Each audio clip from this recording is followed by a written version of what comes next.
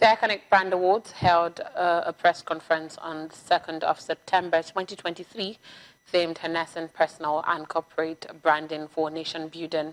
Speaking at the conference, the convener, Obaberi Adiola Oshidekon, said the aim of this initiative was to educate Nigerians on what branding really is, stating that personal and corporate branding cuts across the sectors.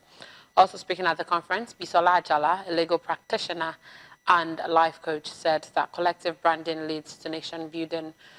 She said if we are not aware of our personal identities as individuals, we would not be able to brand ourselves.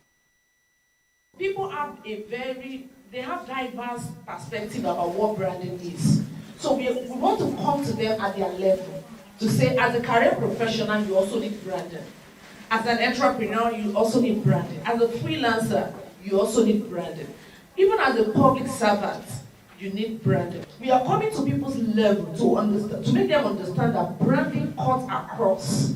And that is why our award is not just based on one sector. We say, okay, this is tech award, this is fashion award. We cut across all sectors. We give people who are in fashion, leadership, legal services, entrepreneurship, and so on and so forth. So we are coming, this year we are particular about letting people know that branding cuts across all facets of life. Collective personal brand would make. Obaberi Adiola Oshidekon further said her aim of organizing this award is to recognize individuals and corporate bodies who are doing well but are not being recognized because they are not well known in the country.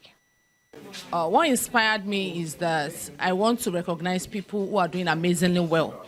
People who are doing well and are not recognized, maybe because they are not popular or because they don't have platforms to leverage. So that is basically what motivated me to start all of this I'm doing. So what we do is we open up nomination to the public. We allow people to nominate people who they think are doing really well.